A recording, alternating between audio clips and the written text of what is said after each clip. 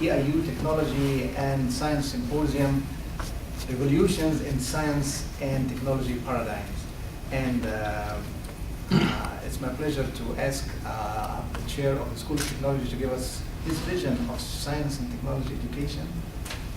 I don't know if I'll go that far, but Dr. Poston. but I appreciate it. I mean, I think the thing I'd like to say, again, we mentioned it last night, and we all had a great time, but Dr. Wabi and Dr. Daniels, you did a great job of setting this whole thing up. The symposium was wonderful.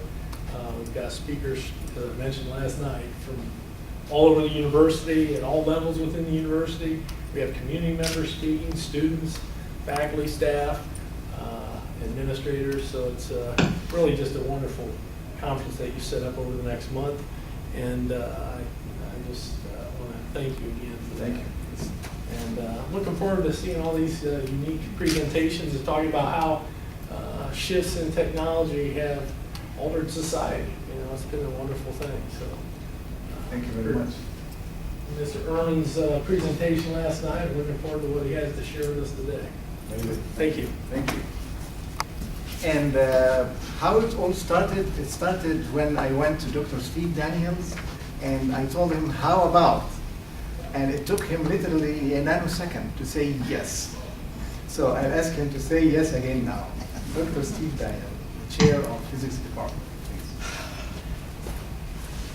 Well, I am exceedingly pleased to have this come off, and I'm glad that it's going on. And I really want to welcome Dr. Ehrmann.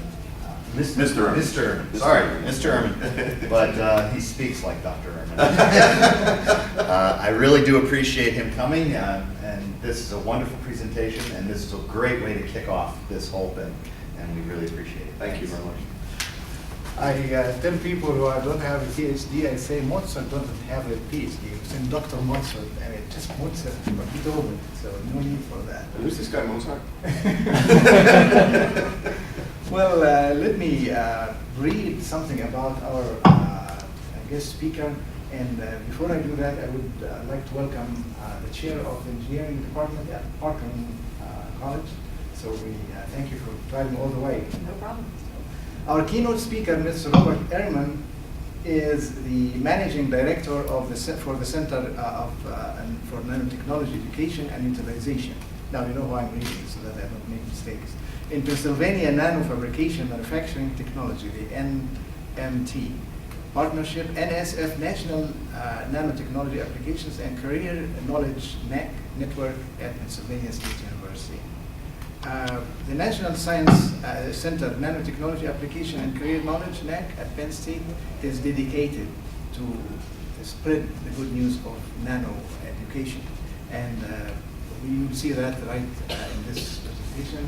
So without much ado, welcome Bob. Thank you. Thank you. Appreciate you guys coming out. I am going to be talking a little bit about nanotechnology here in this presentation, and the title of this presentation is Providing Nano for Me and for You. And it's actually a play on words because that's our website, nanoforme.org. So hopefully what I'm really going to focus on today is not a repeat of last night, although there will be a couple things that are repeated at the beginning. So those of you who were here last night will see that. But it's just to kind of get you grounded in what nanotechnology is. And then also, after that, we're going to do talk about resources that are available to you, free resources, which are always cool, and things that can be replicated here in Eastern Illinois. And that's hopefully where we're going to, we'll see where it goes to from here. So I'm going to actually, Rafik did a great job of talking about me. I am the managing director of this center. It's called the NACK Center. It's part of a NACK network, which I'll describe later on. It's a network of universities and community colleges across the country. And actually, my background is I've been working at Penn State in this organization for about 10 years. But before that, I was in industry for 23 years. And then I worked in engineering and management positions for Corning Incorporated before I came to Penn State. So I have some industry experience. So I'm not going to quiz you on what nanotechnology is. But I'm going to tell you, we did that last night, and everybody got nice prizes for contributing. But it's a broad term referring to the manipulation of matter at the atomic scale. It encompasses many scientific disciplines, and it impacts our daily life and our future greatly. And I'm going to show you a quick one here that's very relevant as to how this impacts. And hopefully there's some sound here. We'll see if this works. Didn't tell Lisa I was going to do this, but it doesn't really matter if the sound comes up on this one.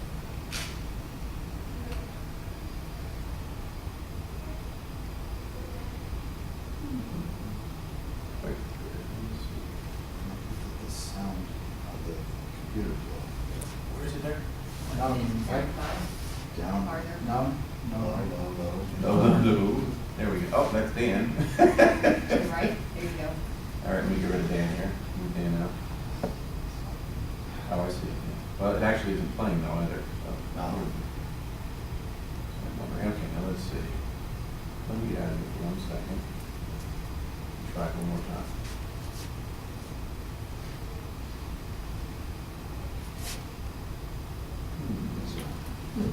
Why is that not Can you playing? click on the center of it? Nothing happened. The play button over on the Is it the right here? right side, on the other side. It usually comes up automatically. Huh, no, that's just the next one. All right. Well, you know what we'll do? We will modify that to some extent here and just show some of the impact of nanotechnology, because we can't show that the video. You know, this is just really practical use of nanotechnology. You spill your coffee on your shirt, basically, and you have the super hydrophobic properties here, and that's kind of what this plunger is right here. What that video showed, those who were here last night. So you want one of those, right? That's I was just gonna ask you, that's right. It really is something that nanotechnology is impacting our daily life incredibly, and I'll show you some. I'm not going to really go through a bunch of examples. We did that last night, but I can certainly talk about them as we go through. Some, if you have any questions. Yeah, how do On you that wash video that shirt. shirt? What's that? How do you wash that shirt? It actually, because of the surfactants in the soap, actually enables what basically are there are little whiskers, nano whiskers on each of the threads, and they stand up like a bed of nails, okay? And water molecules go down onto those, and so they can't penetrate down into the fibers or the threads. But what you're doing then with surfactants is you're laying those down and getting to the thread, and then after you wash it and dry it, basically they stand back up.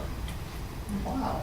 Of course, they don't if you use fabric softener. And I tell this story, and Wafika's heard this story, and this, you can't make this stuff up. I actually had pants on, khaki pants on. I was doing a presentation several years ago through about 60 professionals, right, in Harrisburg, Pennsylvania. And it was kind of an intro to nano thing, and that was one of the things I talked about, was these super hydrophobic things. So they've been around for a while.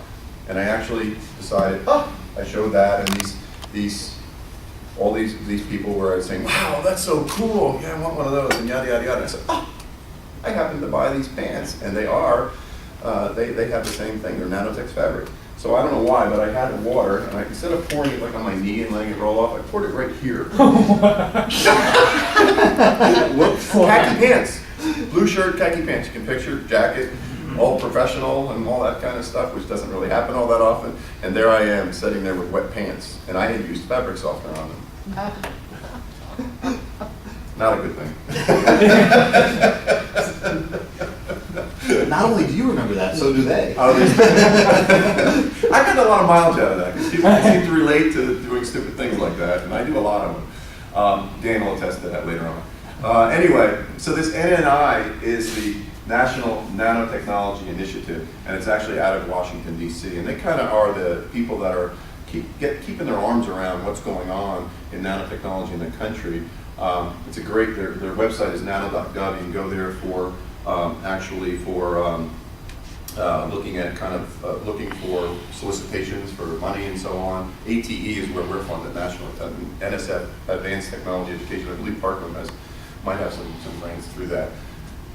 And They actually put out this little intro to Nano book pamphlet several years ago, and they put out this Nano and Energy thing. And one of the things one of our partners did just this year is they converted it to Spanish language for Hispanic population, which is really, I think, pretty good for the U.S. There's a lot of Hispanic, and some of our partners are Hispanic. So, look, I tried to get a couple copies of that, except I emailed them last week, and it came back and said, we're closed. So they may be open today, I don't know, up and running. But the key thing here is that their vision is the future, and this is the 2012 or 2011 vision, a future in which the ability to understand the control matter at the nanoscale leads to a revolution in technology that benefits it benefits society. And basically, that's what this is all about. This seminar is all about revolutions. We talked about this a little last night. Lots of workers are needed to make this revolution move forward, if you will, and lots of degree programs are springing up all across the country to make that happen. We were the first in Pennsylvania because industry came to my director, my boss, Dr.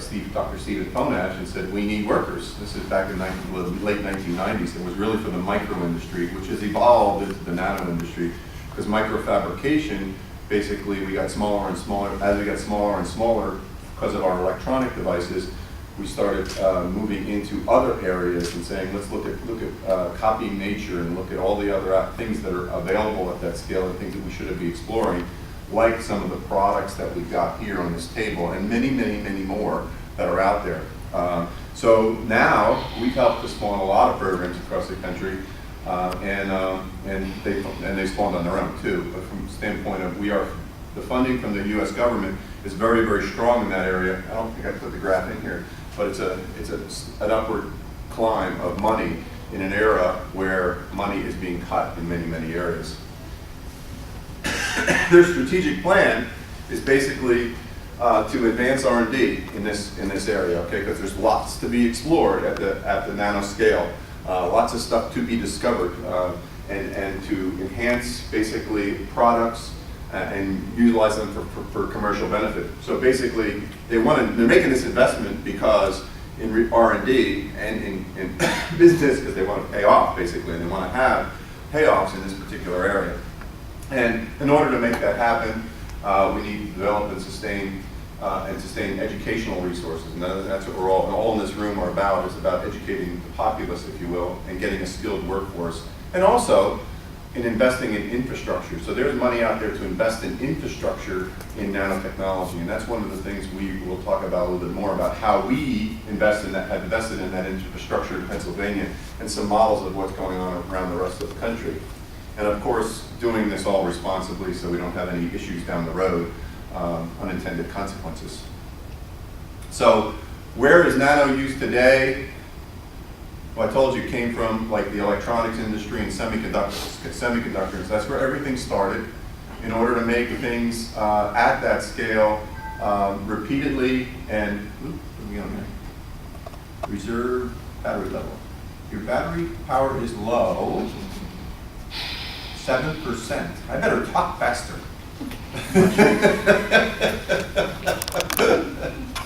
Help, Lisa, help. Anyway, I'll just keep going.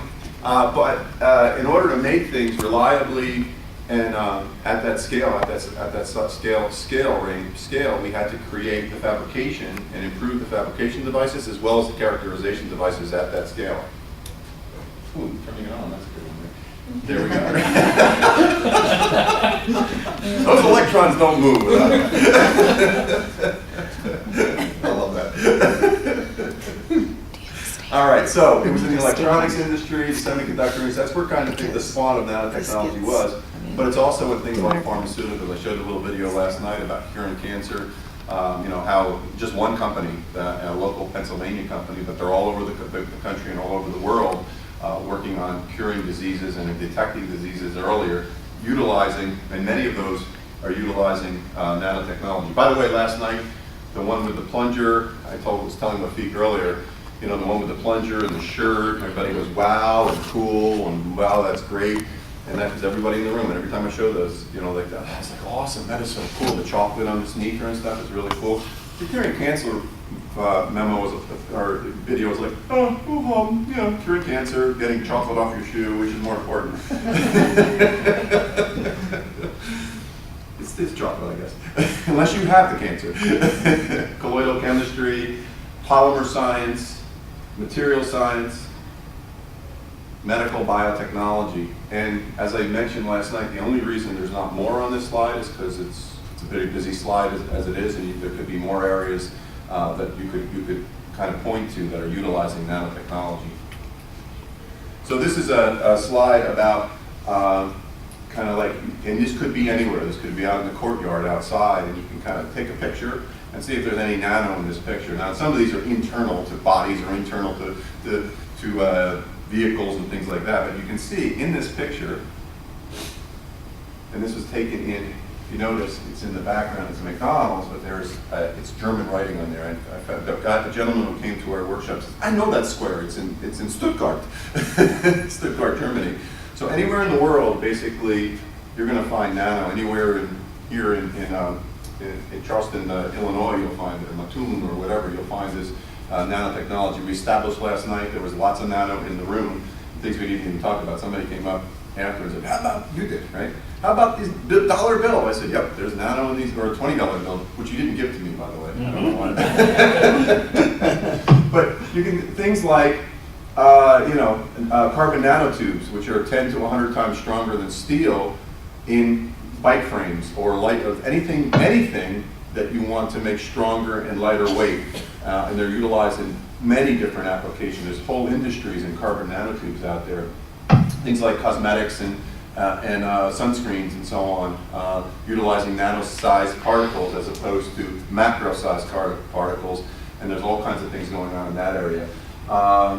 Basically batteries, biocompatible materials for internal biocompatibility and wear resistance. For instance, like if you're getting a hip or a knee or something that wear out after time, now they're looking at how do we extend the life of those things by using much more wear resistant thin film coatings that would include nanotechnology.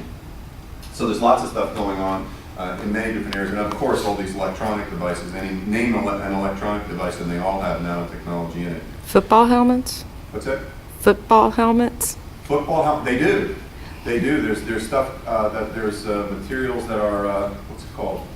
Non-Newtonian fluids, basically, that are utilizing nanotechnology, and they're really cool. I don't know if you've seen those pad D30.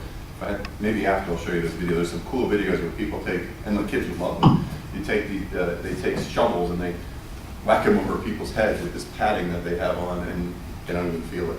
So that they use them in they're now using them in sports equipment and so on. So what's NACK? That was kind of the really quick introduction to nanotechnology. Sorry you missed last night. If it wasn't you over here, wasn't last night. Talk about what some of the other products that are out there. We can talk about them more if you have questions. But NACK, this NACK network, what we do is we build partnerships between colleges and universities. That's why there's people from community colleges in the organization as well as university people to talk about these partnerships and what we have developed, and talk about how maybe in this area there might be some possibility for creating a workforce utilizing partnered or shared resources. And I'll tell you a little bit more about later about some of the advantages to why you might want to do that.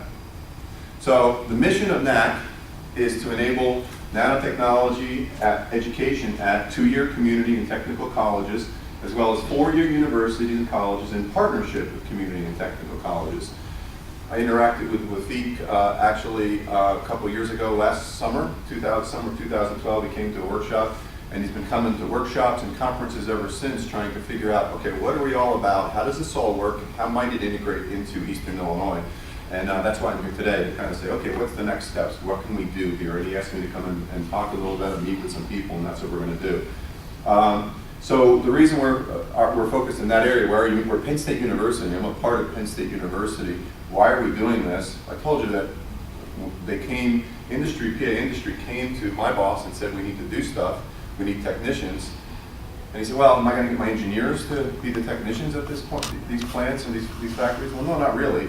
Probably what we're going to look at are basically people from the community college level, hands-on folks that want a really great career and a viable career to be able to do this. So then we partnered with community colleges, and that's where we wound up working with the NSF ATE program, which is focused on 2-year or associate level education. Okay, so what's our approach? Our approach is to build partnerships.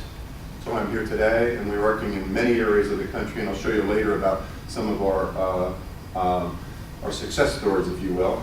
Educate for a wide spectrum of industry, not the industry that's next door today, but give them a broad foundation so that the students have the ability to, hopefully that company doesn't, but it might move down the road or move out of state or out of the country.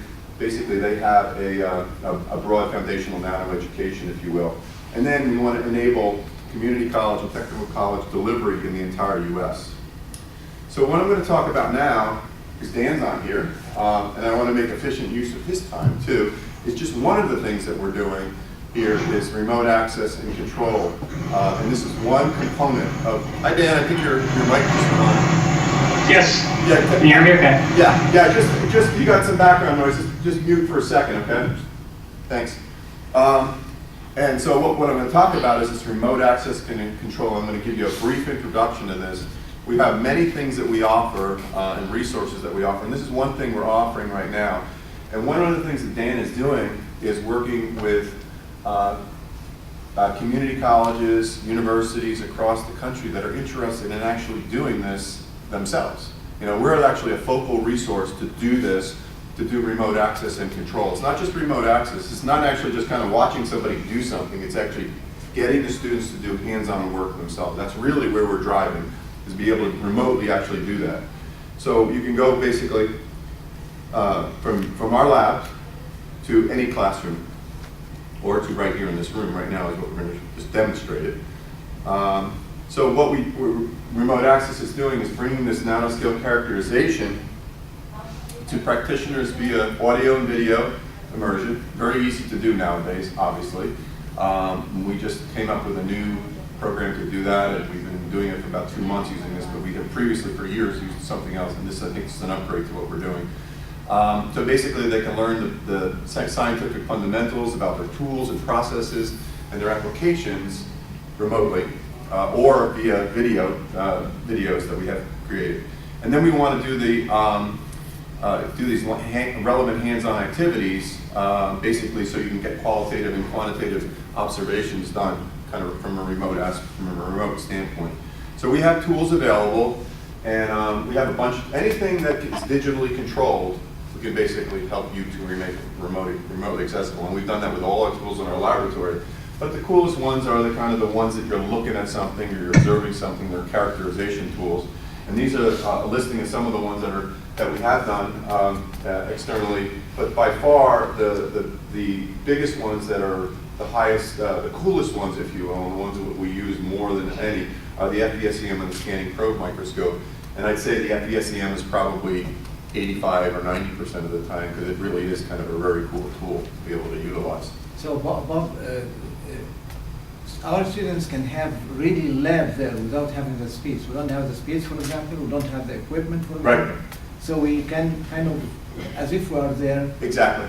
So extension room. Exactly. So you can do a lab from at Parkland, for instance, and you decided that, oh, we're going to do some kind of make gold nanoparticles, if you will. You can make that in the classroom, and you can either ship those gold nanoparticles to Pennsylvania, and we can actually look at them on our scanning probe microscope and our FESEM and our spectrophotometer, and they can kind of put reports back to have deliverables back to the instructors. Or you can do a cookie show style, like, okay, we've got that, we have our things there, and then in that same period, or same class period, they can actually just go in that lab period, make them, and then, oh, now we're going to sign on and do a remote characterization.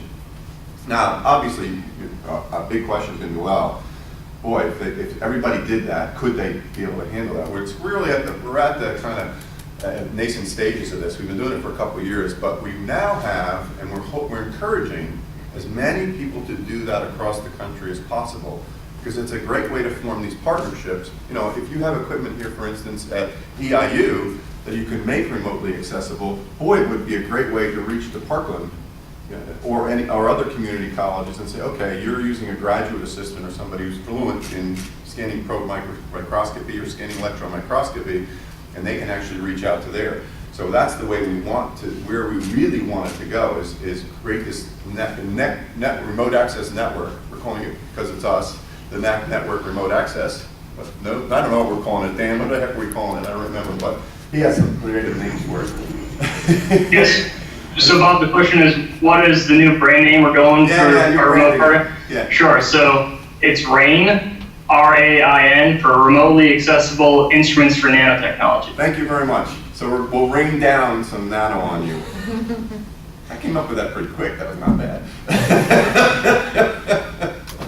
Anyway, you were listening. That's good. So how can this remote access be utilized? For an outreach experience, for workshop demonstrations. I would consider this in this. I'm doing an outreach experience right now. This is what we're going to do. For workshop demonstrations, we've done that. We've done remote workshops remotely, or people have done remote workshops and actually tapped into us. For class demonstrations, to supplement equipment, you have equipment at your thing, but you don't have, some people have scanning electron microscopes, which are cool and good, but they don't necessarily get down to the nanoscale. Boy, now let's look at this via a microscope, via a scanning electron microscope, and let's look at this on a field emission scanning electron microscope. What can we see on those different things? And you can see different instruments, and what kind of new data do we get by looking at it at different magnifications. So we do that, and then for hands-on access by your students for those deliverable things that can go back in the classroom. It's not that, like in here, or if we had 25 people in this room, and they were students, some of them would be on their cell phones, some of them would be, kind of like, oh, I don't know, this guy's boring, when's he going to stop? And then the other, some people would be really into it, and that's, we're really trying to get everybody. So in order to get everybody, we want this hands-on experience, so they have deliverables, so they really get it when they get out of there. Because if not, it's really good to be able to. We really preach hands-on. So just we have a bunch of data that we've collected over time, and Dan just showed me some new data recently, and I haven't had a chance to we haven't had a chance yet to put it into our metrics here. But would you recommend this activity? And we've been doing it for a while, and basically the data so far has been very positive from both students and teachers. There's some people that didn't say, nah, I wouldn't do it, but about 85% of the teachers said. 100% of the students basically said they would do it, or near 100%. So let's try it. We are now going to Alt-Tab, or Control-Tab? Alt. Alt-Tab, thank you. We're going to Alt-Tab. If I can find Tab. All right, where are we? Wait, oop. If I could see, if I had better eyes, I'd be able to get there. Blue circle. The blue circle.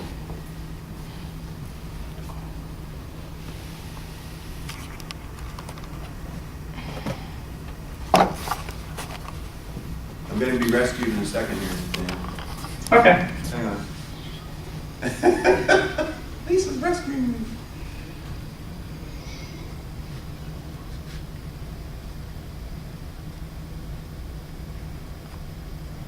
Where's Dan? All right, there we go. I already have him up, that's why, I guess. All right, cool. Dan, we see you in full color. Full HD. This is Dan Yeah, Kavanaugh. all right, now everybody put on the 3D glasses. Hey, hi. This is Dan Kavanaugh. Let me introduce him for you for a second. Dan is actually a graduate of our program. He went on to get a baccalaureate degree from Millersville University in Millersville, Pennsylvania, which is down there, Lancaster, Pennsylvania, if you know the geography there. And he has a degree in technical education, basically. What's it called? What's the degree called?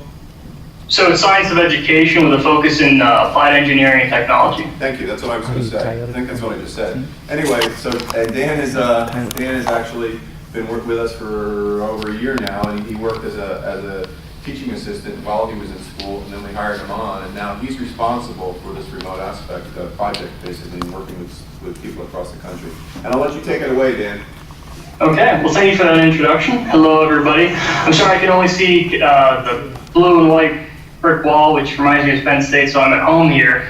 But waving hi to you all. Hope you're doing well today. I'm going to quickly show you, thanks Bob. I'm going to quickly show you our remote access programs. Right now you're just seeing me, and this is a great aspect of the remote because for outreach, especially for high schools, it helps to show, you know, scientists and engineers are real people. I can make quips, I can make funny jokes, and I can engage them directly. So as far as your outreach programs, you can do the same thing. I use it for recruitment. I'm going to go down next couple of weeks and present at schools, and I'm going to do this remote. I'm going to be down there. They're going to remote up to a graduate student here. They're going to be able to see these tools, see people in action, see what's really going on. And of course, it has a great educational engagement aspect to it. And of course, the reason why I'm wearing this funny garb is because I'm in our clean room here at Penn State. So aside from me talking and jabbering on all day, what I can do quickly is I can go to screen share. So using the Zoom software, I'm going to tell it to display my digital interface for the electron microscope, for the FESM, field emission scanning electron microscope. And I believe you're seeing the screen, the black and white image, correct? Oh, Yes, correct. fantastic. So that's a live image. I can zoom in a little bit and you'll see that change. I can zoom back out and you'll see that change on the microscope. And in fact, if I switch to TV mode, you can see the inside of the chamber. And this is our microscope. If you choose to put up your own tools for remote access, you have your own way and ability to express this. So I have a number of different samples. We're probably only going to see one or two today. If we have time, Bob, you know, we can have a volunteer up. Quickly, I'm going to show you, go back to our electron detector. So this is the in-lens image as we saw before. And I'm going to show you how you can actually control the tool remotely using the Zoom software. I'm going to turn the controls over to that desktop, but for demonstration purposes, so everybody gets a feel for things. Up here on the top row of icons, we have the center icon. I click on it, I get these green crosshairs, and then anywhere I click, the stage will move, the image will move to that location. To zoom in, I just click on this magnification button, again up at the top, mag button. And I use my scroll wheel, I just scroll up, like I'm scrolling up on a web page, and I start to zoom in. I start to increase the magnification. And of course, this is a good opportunity for the classroom instructor or even for myself for a longer remote, where I'm, as the remote instrument manager, fulfilling more of the educational component, to be able to talk about, you know, what does it really mean to increase magnification for electron microscope? It's totally different from a regular objective microscope. And I actually just did an activity about a week or two ago with a middle school class that was studying exactly that, studying different scientific instruments in microscopy. And so I did a little lesson like this on electron microscopy. And they thought it was really interesting because they were all thinking Star Wars and laser beams and death rays. And, you know, you say an electron gun, it means something totally different to them. But through this educational remote access, they got to see it and use it in action. So now we're at a pretty decent magnification. We're at, let's go to 60,000 times magnification, as we can see on the bottom right-hand corner here. Now the image is kind of blurry though, so we can also adjust focus. So again, I click on the focus icon at the top, I hover over this cursor over this image, and then I use my scroll wheel to kind of scroll up, see if that makes it better or worse. If I have to, I can scroll back down. And here we go. So now we can see pretty distinctly these white dots, which are actually gold nanoparticles on our silicon surface. So if you've ever seen red stained glass, or maybe you've seen the actual solution of these colloidal gold nanoparticles in like ruby red colored fluid, this is the nanoparticles seen directly. And then what I can do finally is slow down the image and make it a nice pretty picture, something worthy of a journal. And as it scans through, I can take measurements. So this could be part of an analytical operations. A student lab could be, since I'm actually going to do this next week, down in Allegheny College of Maryland, they're synthesizing cadmium selenium nanowires. They're going to do different growth times. They're sending me samples, and we're going to image them and measure them to figure out exactly what their dimensions are by varying growth times. So if I click and drag, after clicking on this point-to-point measurement icon, I can see that these nanoparticles are around 30 nanometers, which is the ideal red color for these gold nanoparticles exhibiting plasma resonance. And of course, I can save these images, and then what I would usually do is post them onto a Google account, like a photo bucket kind of account, and then the students could download these all at once. Instructor would be able to send out the link. They could download them at will and put them in their reports as needed. Okay, so that's me and controlling the tool, but let's have one of you people use your mouse over there on the desktop, hopefully I'm pointing down towards the desktop, wherever it is, and you can actually run this tool. Bob, do we want to look at a different sample, or do we even have time for another volunteer? Why don't we just use that sample rather than switching, because we are running a little behind and I want to be cognizant of that. But Of course. I have for the volunteer, I have a pen. So do you want to try this? No, come on. Come on, the pen is lighter than the sword? Now you get the pen. Now I have a pen. Watch the cord there. I do bribery well. We talked to you being an arm twister, I'm an arm twister too, I guess. Hello, I'm Dan, who are you? I'm Kathy. Hi Kathy, nice to meet you. All right, so we're gonna stay with a sample. Ideally, you can see this ring in the image. So we drip dispense these gold nanoparticles so they capillary action dry towards the outside, forming a ring. So if you click anywhere within the band of that ring, there's tons of gold nanoparticles to look at. So if you go ahead and click on the center icon up at the top, get those green crosshairs, and then click anywhere in that band, and then we can start imaging from there. That obvious. Yeah, you're squinting. Okay. Can you find the center one? Yeah, there you go. You got it. Right there. Yeah. That ring, right? Yep, free. Okay. You're right there. Can you see the crosshairs okay? I can see the crosshair. Just All right. click. Now Yeah, so click. just all you have to do is click with the index finger, and it'll zoom you over, move the stage over to that And location. actually, you can use the mouse right there. That's Oh, a down real there. mouse? Yeah, real mouse. You can use a real mouse. That'd be easier. Life is good again. There you go. Now you. Oh, I'm sorry. We have a trackpad also because it's a laptop. Yeah, you're probably going to be much better off. There you go. Perfect with the regular mouse. All right, so now we can go up to the top row icons again. Click on that blue circle, set mag. Okay. And then we're just going to hover that cursor over the image, black and white image somewhere, and then just scroll up. And you're scrolling up on a web page, and there you go. You can see the magnification increase at the bottom. You can also see the scale bar to give you some frame of reference. So we're at 2 microns now, so we're smaller than a red blood cell, 200 nanometers. Now things are looking pretty blurry, so let's maybe even back up a little bit. Here, I'll scooch us back for a second. And let's try adjusting focus. So if we go up top row of icons again, click focus, there you are.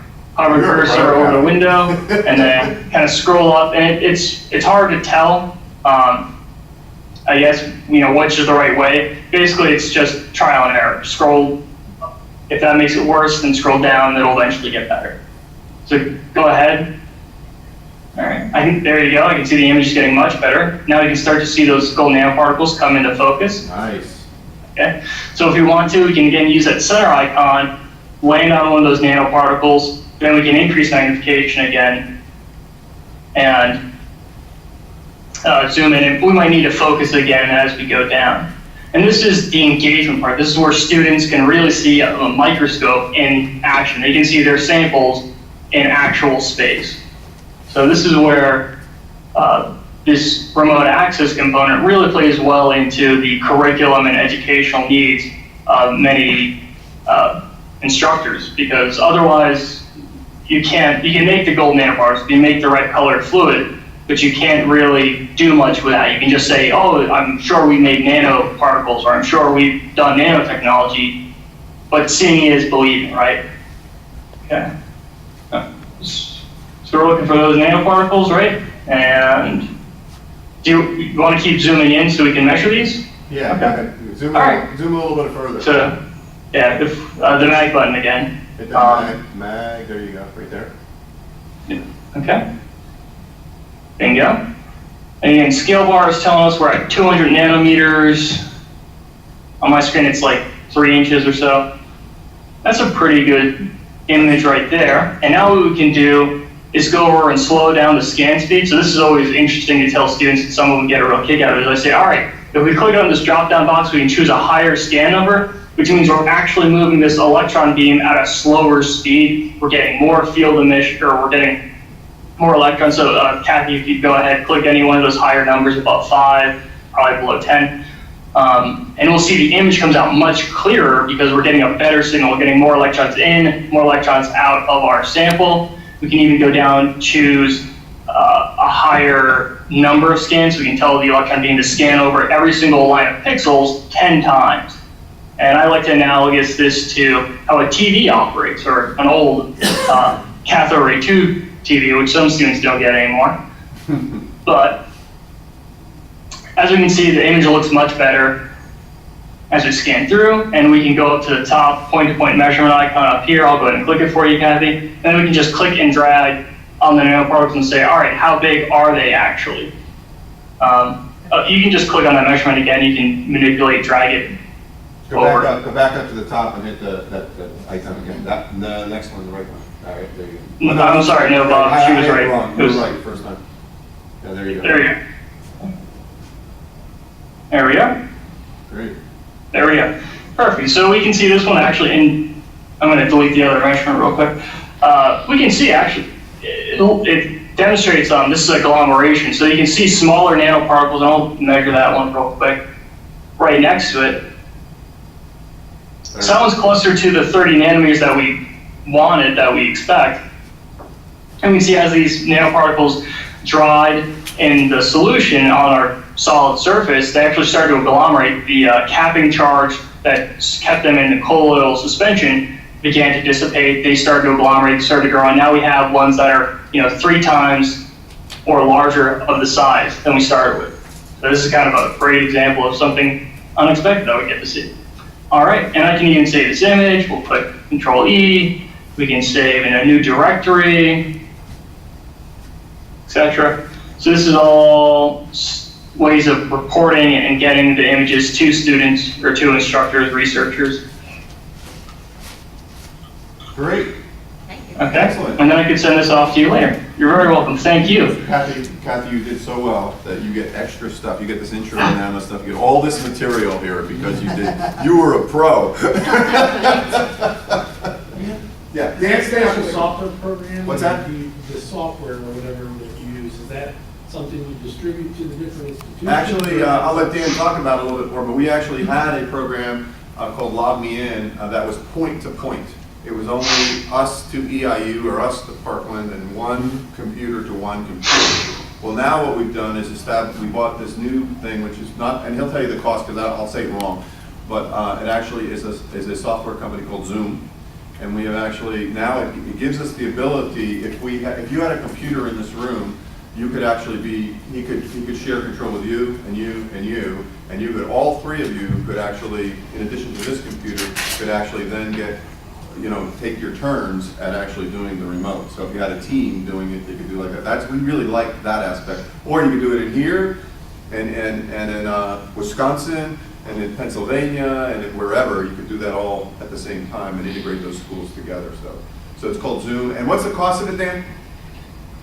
The cost of Zoom software, it's free. So to sign up for a personal account, it's completely free. You just register like you're registering a Google Gmail account or something.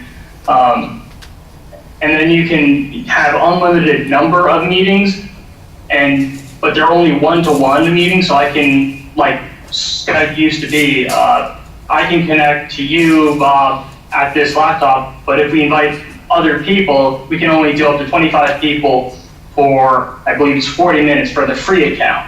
Now we pay, at Penn State, we pay $100 for the year, and then we can do unlimited number of multiple user sessions up to 25 people doing a remote like we're doing right now. So having 24 more computers scattered throughout Indiana.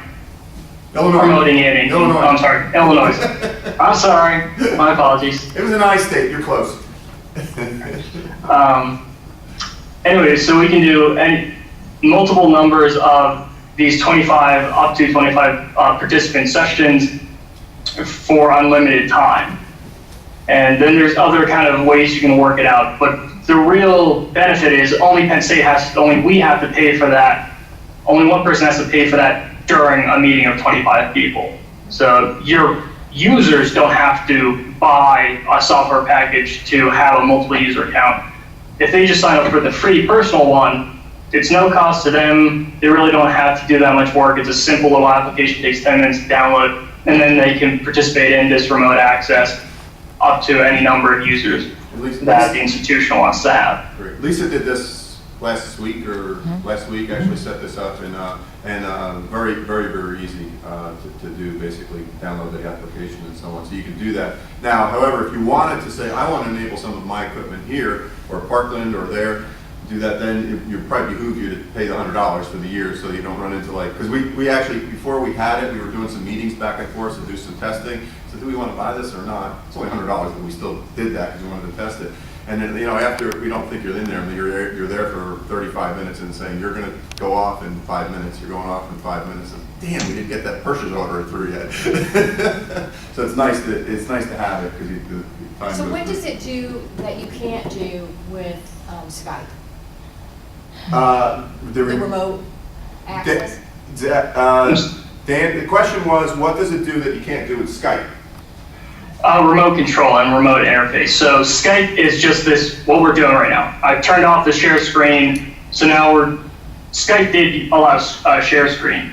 But what it didn't allow was for me to actually give you control of that desktop or that specific window, so you could use your cursor like we just did and actually manipulate my program, my microscope. So Zoom is really Skype plus actual remote control.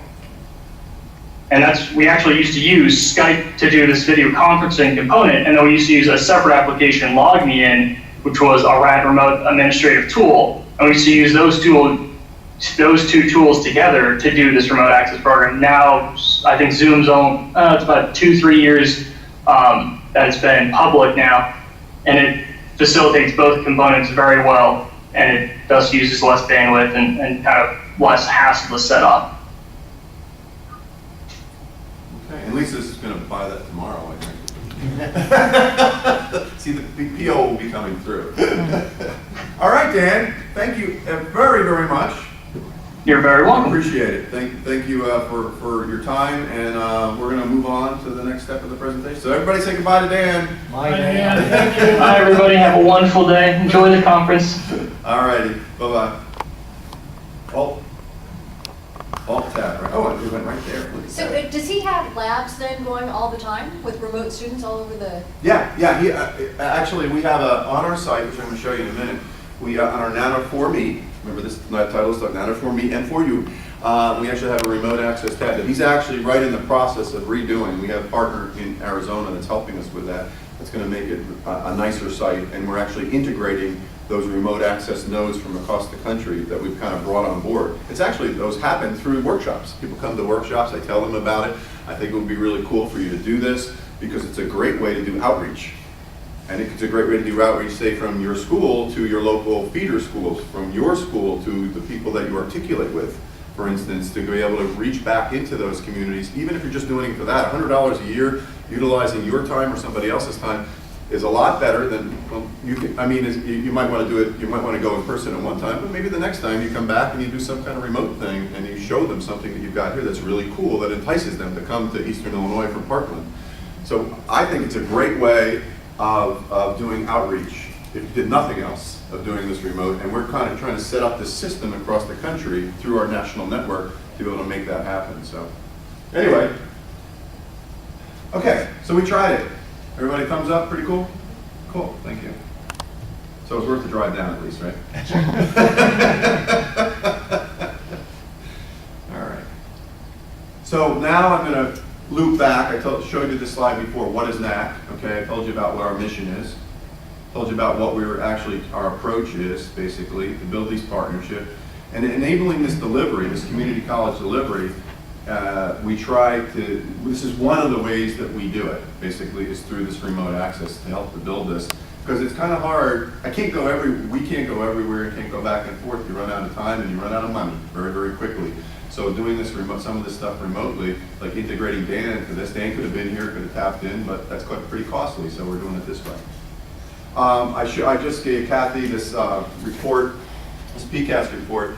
We're funded by the National Science Foundation, ATE, as I mentioned before, which is in the Division of Undergraduate Education. And basically, we just got some nice accolades last year on this, and they really like the federal government really likes this partnering aspect and working together aspect between universities and community colleges. As you know, there's more emphasis on workforces, more emphasis on getting the workforce ready for STEM careers, basically, and educating them. And they really like our model of these partnerships, of not the community colleges trying to do it all alone, doing it in conjunction with universities, and that's why we're in the room today. This is our one of our success metrics here is the things that are going on around the country right now. And these are the education hubs that are university and community college technical partnerships. And we have them in, the first one was in Minnesota. We brought Puerto Rico on back in 2008, and they're doing our 6 courses that I'm going to tell you about in a couple minutes, and they're doing them carte blanche, basically. They took our courses and they're plugging them in down there. We're going down there in November. It's not because it's nice down there and not as nice in Pennsylvania, although there was a factor. There was a little bit of a factor there that I get to go down there. It's kind of cool. Our network partners are meeting down there. In Puerto Rico, we're doing a workshop for there and doing our network meeting. So Dakota County and University of Minnesota. In Texas, there's one of the community college systems, the Northwest Vista College, basically. And I have this on a graphic too, by the way, if you want this, for anybody who wants that. It kind of shows that. And basically, the University of Texas at San Antonio. In Seattle, they've got it in the Northwest, one of the community colleges there. They're also a regional center. Us in Pennsylvania, as I mentioned last night, the partnership on steroids. In New York, we're going to talk about that at lunch, talking about what's going on in the New York area. This is one of the areas up in the Albany area. Ivy Tech right next door in Indiana. They actually have a partnership at Ivy Tech in South Bend with University of Notre Dame, and they started integrating courses. They came to our workshops, and they actually started integrating those courses carte blanche, basically, and putting them on a little bit at a time. And then last summer, they did their first capstone. I think they had 7 students last summer from across the Ivy Tech system, which is all, as you probably know, is all of Indiana. Basically, that's their community college system. And then in Arizona, the partnership is with ASU as the central facility that has the equipment.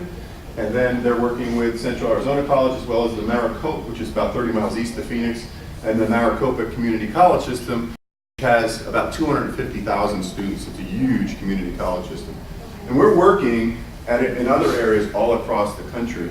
And that's a development, some of it's pull, some of it's push. We went actually, like, for instance, this is a kind of a pull, if you will. You kind of said, oh, this is something I want to do in Eastern Illinois, and I want to see what might be possible here. So we're focusing on some really metropolitan areas too, like in DC. One of the ones is in Washington, D.C., Northern Virginia. A lot of defense things, a lot of industry, a lot of things going on. It's like, boy, you guys are like missing the boat by not doing something like this, because there's a strong need, because they bring people down from Pennsylvania. Our students go down there and work for Northrop Grumman, Lockheed Martin, you know, the national NIST and all that kind of stuff. They bring ours in. Well, why don't you have something there to educate your people here that in this area? So we're working on with them right now. So what am I talking about? Well, I'm talking about these 6 courses, and I'm going to kind of give you a listing of what they are in a couple minutes.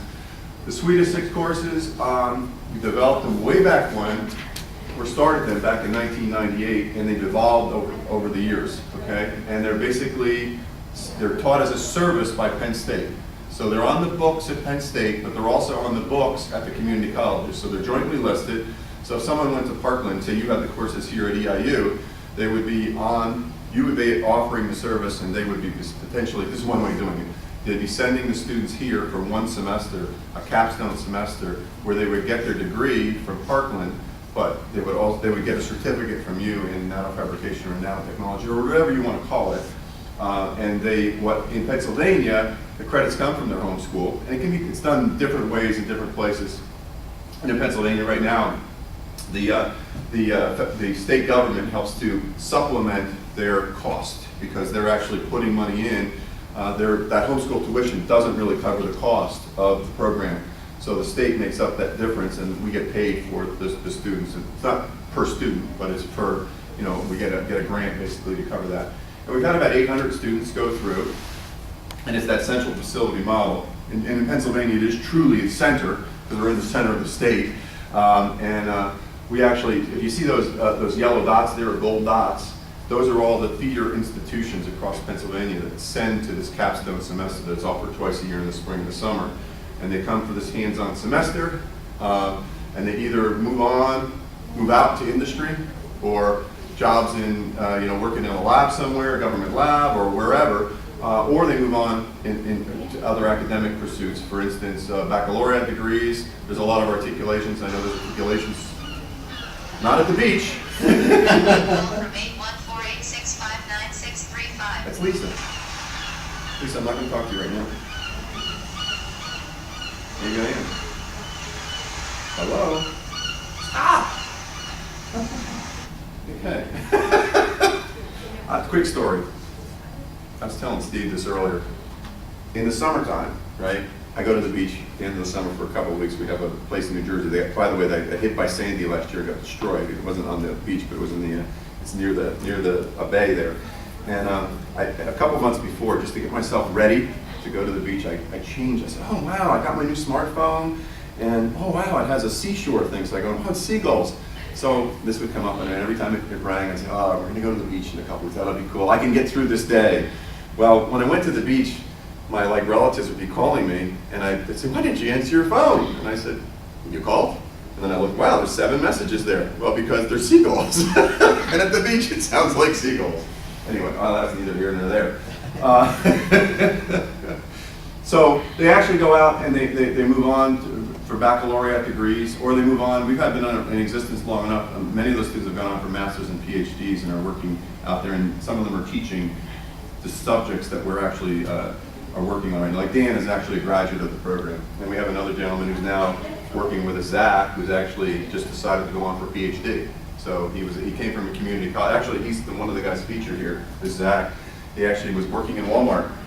Okay, we brought him back into the STEM thing, and he was working in Walmart, learned about nanotechnology, and said, you know what, this is something I really want to do. I'm really interested, and grabbed him, and he decided to go on and finish his associate level, go back, finish his associate level degree, and then he went on to a master's in or a baccalaureate in material science. Now he's going for a PhD in material science, which is kind of a nice material science and engineering.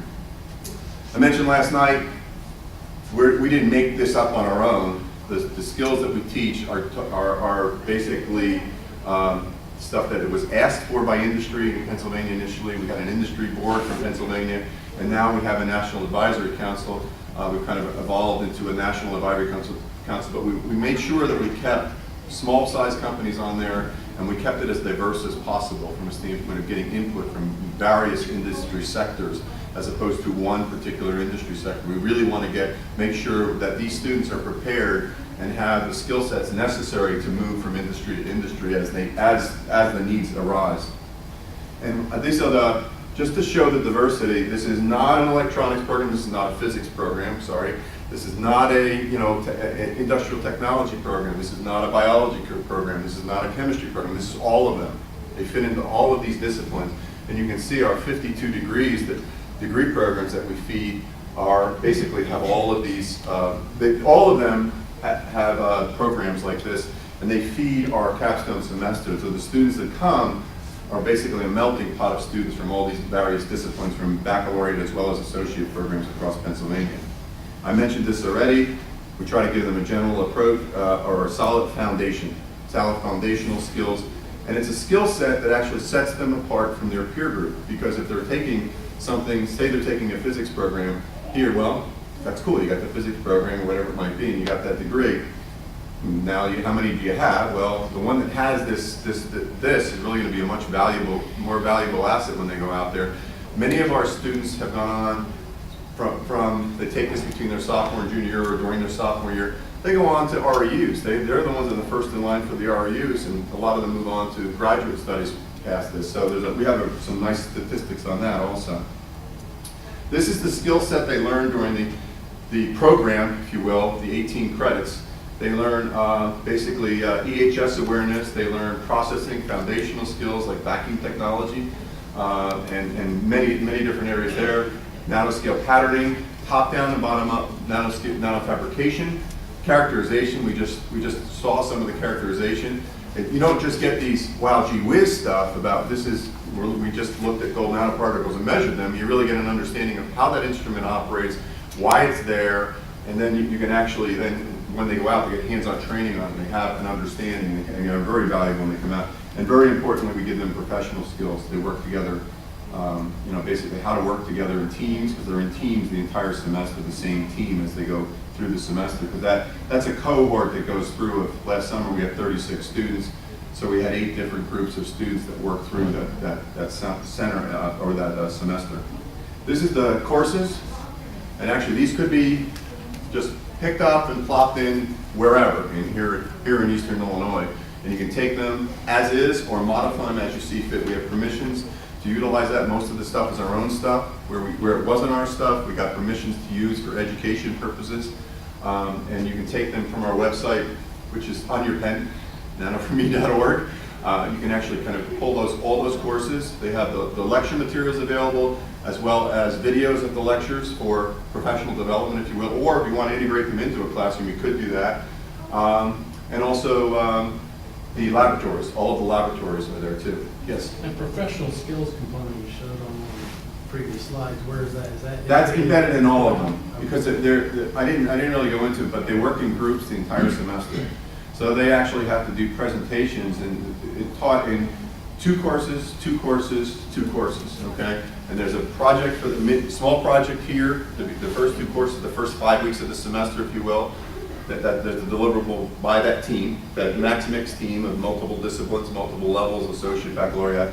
Then there's a second one with that same team, a higher level, and then there's a major project here during this last one where the teaching actually at the beginning is very high, the teacher interface, and then as it moves down out through the semester, basically they're doing more of the teaching, because they actually present on their particular topical areas. So they'll present on a group on biocompatible materials in prosthetics or something like that, or their optical devices, or it could be anything basically, biomedical engineering type stuff. So If Eastern or Parkland or would use these courses, we need to keep the title E? No, you can call them whatever you want. We have an example of that. There's a Maryland school, or actually UDC, University District of Columbia, is actually in the process of creating it, and they kind of took what we had and kind of, and I'll show you that in a second, they kind of threw it up in the air and said, what do we want here? Well, we're going to have 5 courses, and they're going to be titled this. They're close to what these say here, but we decided to title them something differently. In Wisconsin, they actually have an emerging technology program. They started in Nano, and they're now calling it like emerging technology, and they're actually taking it, and they have different spin-offs from there. That can be, you get some foundational skills. You can go in kind of this nano option, or you can move over here, you can move over here. And I think that's a nice way of doing it too, where the students get a variety of different options in engineering technology. These are just a listing of the jobs, and they're very diverse in the companies that are hiring our grads. And this is just the Pennsylvania grads. We're keeping track a bit on what's going on around the whole country. And these here are these companies there really is no commonality between these companies. They're very small companies, multinational companies, and they're in every industry sector you can name. And what the key thing about this is they're working in micro nanotechnology jobs, not micro nanotechnology companies, because they're not really, nobody titles themselves a micro nanotechnology company. And that's a key for figuring out if you're in this area, well, do you do micro, do you do any nanotechnology? And it's like, well, maybe, maybe not. I'm not going to call myself, PPG is not a micro nano company, okay? They're a materials company. But do they do micro nanotechnology? Do they have a need with people with that skill set that I listed there? And the answer is yes. And they hire graduates that have that skill set. And that's true anywhere in the country. So we're doing surveys in Arizona right now. And then in Colorado, they're using that same survey of industry to figure out, not do you do nano, do you do this? Do you need people with this skill set? I don't care if you call it one of our advisory boards, national advisory boards said, I don't care, I look at that skill set. You really do that at the skill level. Yeah, we do that. We've been doing it for years. And they were new to our board. He says, I don't care if you call it great. I don't care what you call it. We need that skill set. That's the key thing, is the skill set is not what you call it, basically. So I don't care if you call it nano or whatever, but giving people that skill set is I think, the important component of it. Was it Shakespeare who said, "What's in a name?"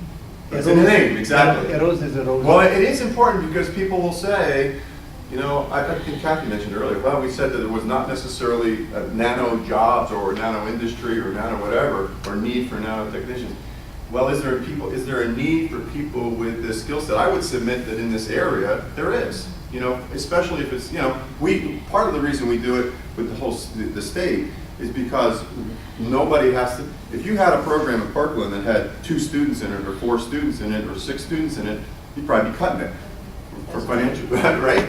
Now, if you had Parkland and Eastland and whatever the other ones there, they're all coming together, and the only thing you're doing is providing those students, providing the foundational skills, and then working with, say, EIU, then you could potentially create a program that, yeah, I'll support that. Why not? I'm getting that, I'm feeding my industry, I'm doing what I need to do, and I don't have to invest in the equipment. That's being done somewhere else, you know, so, and that's the key, is the cost of the program, and the cost of keeping up with the technology, and just the cost of maintenance contracts on things that you might have too. It's important, you know, to be able to support this.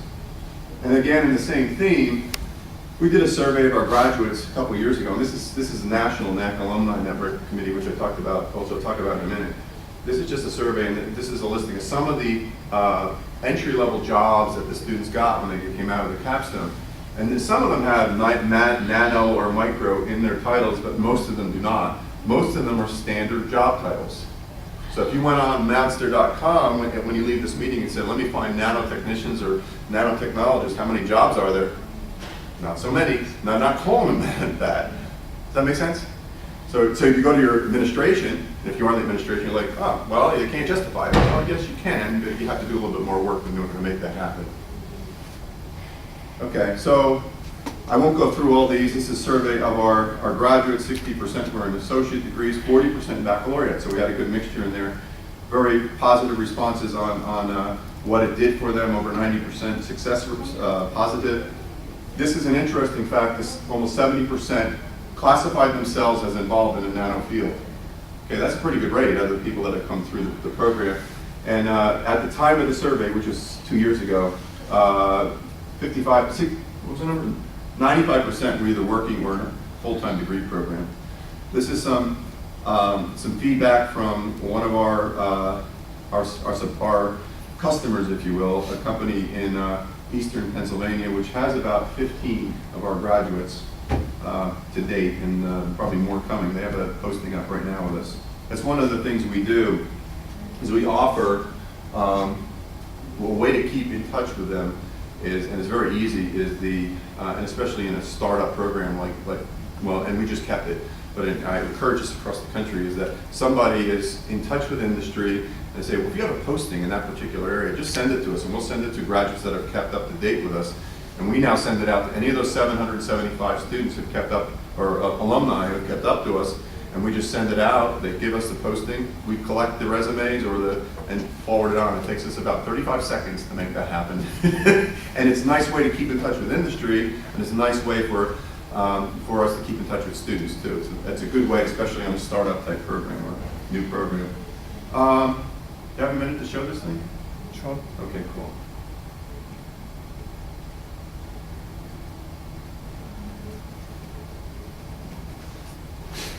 Many of the innovations that are part of our daily lives are seen as IT innovations or medical innovations or even green tech. Actually, these are material science innovations. Without material science, these technologies would not be possible. That new cell phone that has all these innovation features, that's not really a programming innovation, that's probably a materials innovation, because that super cool screen has a lot of material science in it. Material science is essential for the continued innovation in IT, in medicine, and green tech. That's where the graduates of the PA NMT program come into play. They bring the skills and backgrounds and hands-on experience that we need in electronics and is essential for our success. Of course, innovation is only possible if there are innovators. And that's where the graduates of the PA NMT program come into play. They bring to electronics the skills and background that we need to be innovative every day. They are our innovators. The graduates of the PA NMT program that we employ at electronics are involved every day in the advanced research and manufacturing research on organic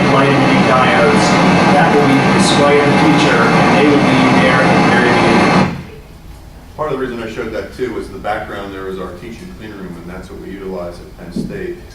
This company was a small company, I mentioned it last night, that basically said, they were very small about, when I first started, so it's 2005 or so, somewhere around that range. They were out at one of the first advisory board meetings that I was at, and when I was learning to spell nanotechnology.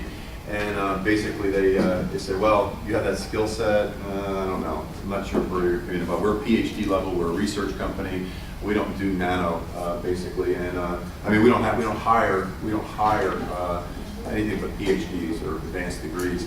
And they saw the skill set and said, well, we'll interview. So they interviewed and they hired an individual. And I told people last night that the first day that the guy had an idea that the other scientists didn't come up with right at that table, and they all heads turned. And now they have about 25 or so of our graduates. They're a company of about 100, and they're growing. And they're like any small company. They're looking for funding. They might not be here tomorrow, depending upon where the technology goes. But they've grown to at least 100 right now. So that's kind of to me, a great success story, and that's a market for the students that come out of these programs or these small and startup companies, because the PhDs are now working at as he mentioned, 2 years later, they said our PhDs are now working at the right level. They're not in the laboratory trying to do the development and doing the characterization and fabrication. They're the ones with the ideas, and they're feeding 5 of those technicians. So this is just you probably have thought of these already, but these are the kind of the advantages of the central offering model. The resource sharing, the equipment and staff are in one place. Expensive equipment, some of the equipment is expensive, but you can get away with desktop models and used equipment. We've do that at our clean room. We do used equipment. We get refurbished equipment. It works great, and we help people to say, what do I really need to make this program go? That's part of what we offer. And the staff are available for the EHS stuff at the university. That's a key component there that you don't have to worry about at other places. For community colleges, you don't really, in Pennsylvania at least, they don't create any new courses at any of our partners. They basically use the foundational science and tech courses, then send them to us for this capstone semester. In other places, they don't do it like that. At Ivy Tech, they're teaching the courses right at Ivy Tech South Bend. And they're saying, we'll do that, and then we're just going over for the lab at Notre Dame. That works fine too. That's fine. However it would work, and what's in it for me type thing for the university as well as the community college community.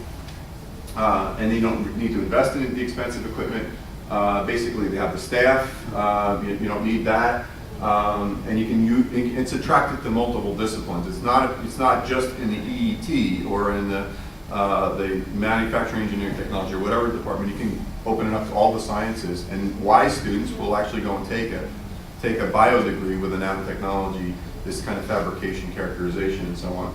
And it creates the pathways to the universities for articulation. Is it typically housed in the sciences department? Or? No, it's involved. Through our Nano for Me, if you take a look at that site, you can click on the site at Pennsylvania. If we have time after this, I'll do that. You can go to the site, click on Pennsylvania, and it will show how diverse it's in technology, it's in the community college, it's in the technology areas as well as the science areas. Some schools have chosen to be in just the technology area, some have chosen to be in both, some have been either or. So it really depends as to, so some are AS degrees and some are AAS degrees. They were something called an AAT, whatever it was. There were a bunch of different areas where they integrated this curriculum into. So for a university, what's the benefits is basically you're doing a service, something you're partnering with these community colleges, supporting local economic development, very, very important, obviously, and the future. Basically can build support if you have user facilities here, and it's helped to build university support as well as bringing in users for facilities and other people that you're working with. So you're actually extending your reach. If you have graduate students or postdocs, you can use them to help to teach the course, to teach the laboratories if that's what you're doing. You have research support. Use these instruments for research. It helps you in your research areas, and that's, my boss is doing that in our area. And you get a pipeline of really good students that are coming in. We have criteria of the students that come in, and there's a carrot out for them. They can't come in and say, well, I'm just going to get through and do that nano program and get a job. Well, they better be doing the strong foundational stuff, and say they better and somebody at your school is going to recommend them to here to come to it, or you're not going to take them because you don't want them if they're kind of like not serious about their educational careers. So I'm going to give you some more of the resources. I talked about this nano.gov. So I've talked about the program now, and I'm going to tell you what's available that you can kind of pilfer, if you will, or take from us, and it's really not pilfering. This nano.gov is a great site, as I mentioned earlier, and I believe it's going to be up and running again today, hopefully, or tomorrow, because the government is up and running now. This is our Nano for Me site. Actually, it's changed a little bit. We changed it. I need to update this picture a little bit. But it's for, key thing here is for students, it's for alumni, it's for educators, and it's for industry. And by far right now, our strongest audience are educators, and that's who we're working with, mostly with educators. We're also working with alumni. Those are our two strongest areas, alumni of our program, as well as programs all across the country that have nano programs. Anybody in this, though, that are green here, have nano programs, nano degree programs somewhere in that state. And you can click on there and see what's going on in Illinois. There's a program up in, actually they cut it, it's at Harper College. Sam Levinson up there, and I can't remember her name. Anyway, people up they're working at a program there. They were working in partnership with DCTC program in Minnesota. But actually across the country now, you can look and see what programs are there and what are the alumni doing from those programs, and we encourage them to kind of tell their stories. And right now we're working on, from a recruitment standpoint, moving some of those stories into our student site and making that much more student-friendly, if you will. And that's one of the initiatives we're doing right now, is moving that out there. And we're working with industry too, to shore that one up. Oops, didn't want to do that. I actually just clicked. I forgot that I went right to the site. So that's really the site today. You can see it has changed a bit. I forgot that I had that right there. Okay, so post-secondary resources in the educator section, which is the most important to you right now. We have post-secondary resources, educator workshops, webinars, where you just did remote access, K-12 resources, interactive multimedia. So lots of stuff going on. You just have to, we're not going to go through a website thing. You can do that on your own if you're interested in doing that. This undergraduate level stuff that we're primarily talking about is actually all available, as I mentioned, the classroom presentation, the hands-on lab, the matrix for each course. It's all available to you to download. I know that Rafik has actually looked at a lot of this material, and he actually came to our workshops. And this is what I mentioned earlier. You can actually take that course and right now in, where was I saying? In DC, in the DC area, in UDC, they're actually taking it and mixing and matching it and doing it however they want it. Taking the elements of our course. If you don't like it that way, you can figure it out and do it a different way if you want to. So it's kind of you can do it however you want. The material is there. The key point in this is that the material is available. You don't have to start from scratch to create a program, and we're there to help. That's our mission, is to basically help these workforce development programs. It's free. Bavarian cream. Cost you Bavarian cream donuts. Yes, Kathy. The 18, is it 18 hours then? Yes. Okay. And so, and I noticed that they're 200 level. Yes, they're 200 level courses. Exactly. Very good. Okay. And so, what kind of math and? Algebra based. Okay.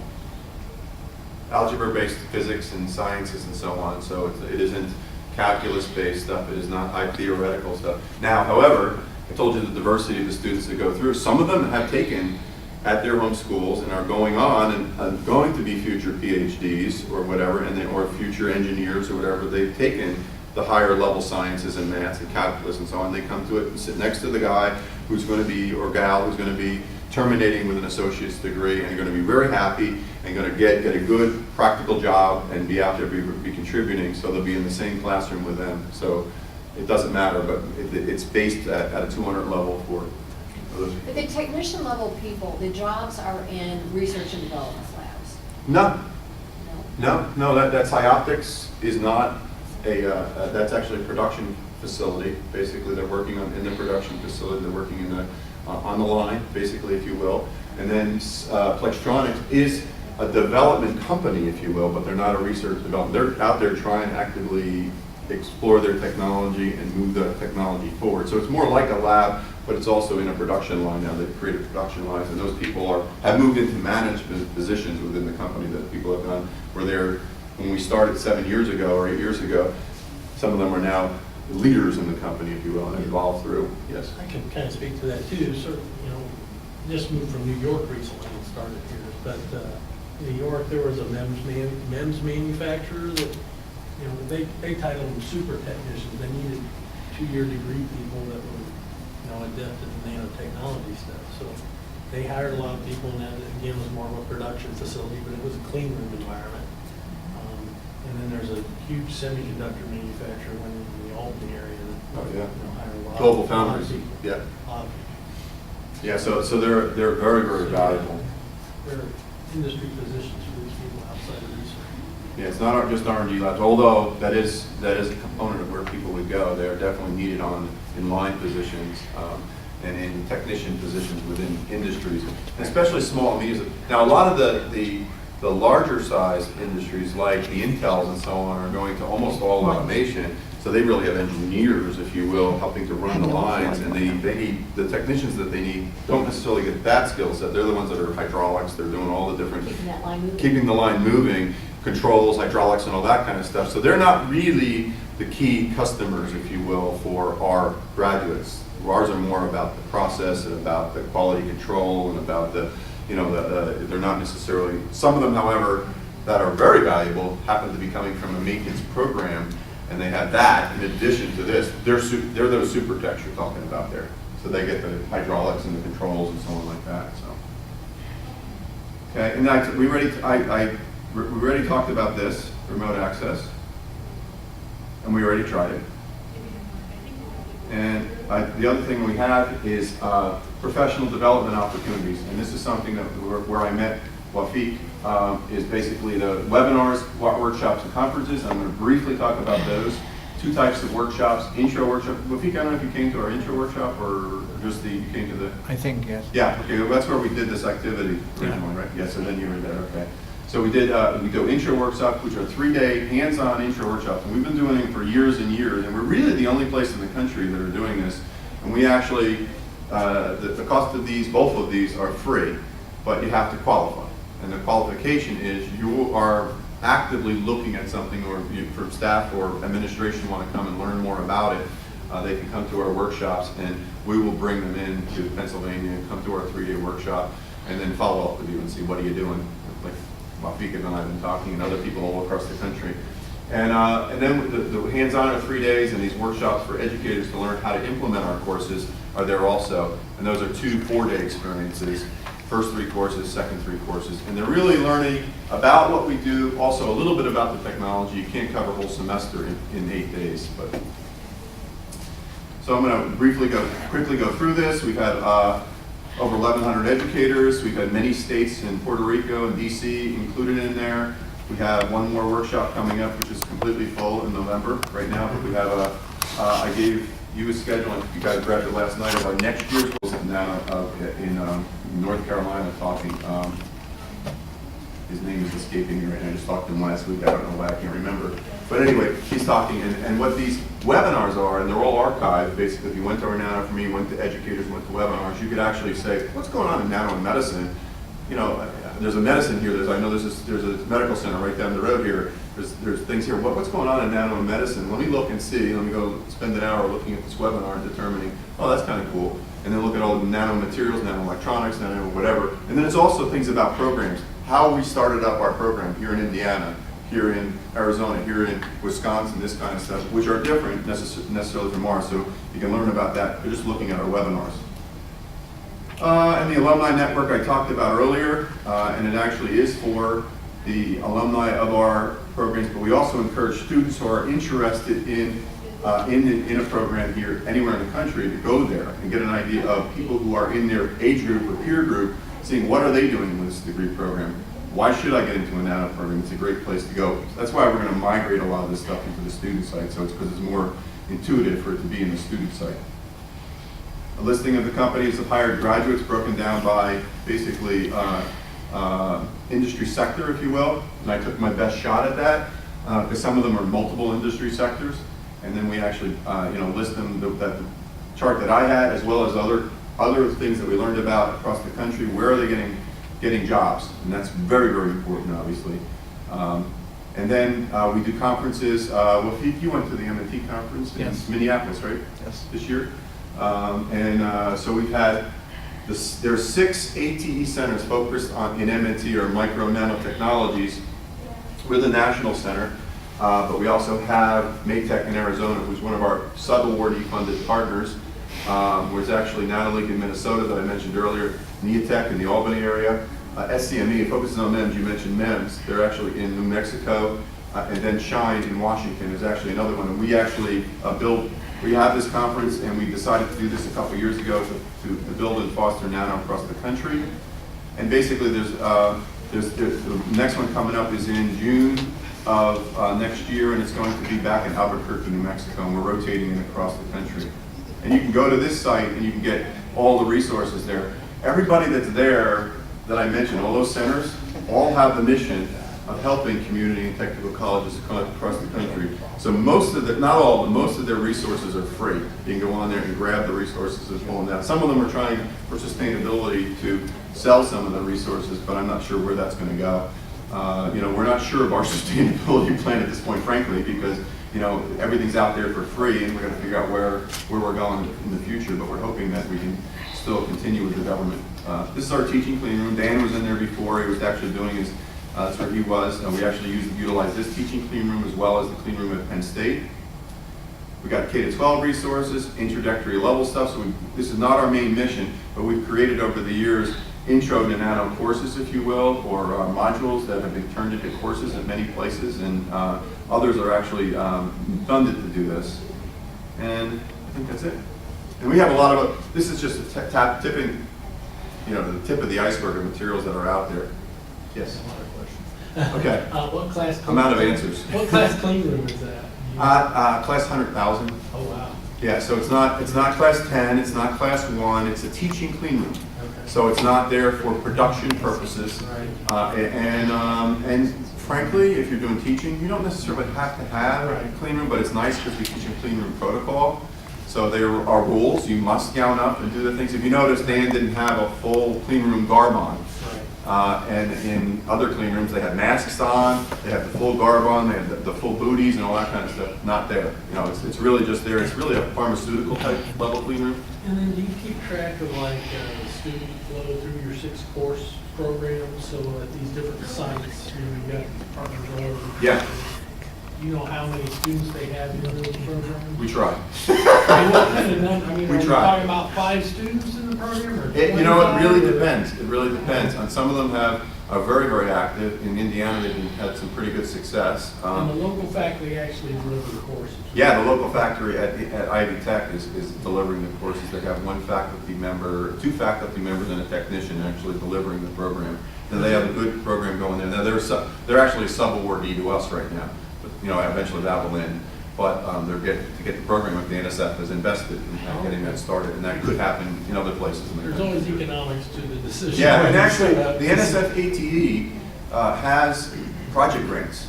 You can go for a project grant there, which I think is up to $1 million for 3 years or something like that, where if you can get a critical mass and make the case that this is what we want to do. And a key thing is No, Stephen. Just before we officially close, Okay. I want to acknowledge, before thanking you, Yeah. but I want to acknowledge Lisa.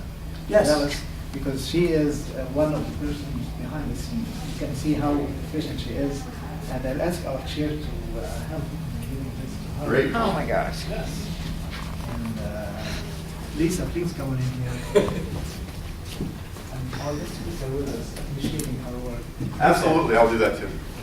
You have been so good, working behind the scenes, and I mean, she is very knowledgeable, courteous, efficient. So Absolutely. from all Eastern Illinois University, from the conference, from everything. Thank you. Thank you, Lisa. Thank you. Thank you, Lisa. Lisa, how did you say you were in Dallas last week? Yeah, I know. Yeah, when I went to the Cowboys Pro Shop, I went, hey, I got a lot of stuff with my name on it. So are we. Okay. Let's have an official photo. Let's close this. All right. Come with us, please. Come with us.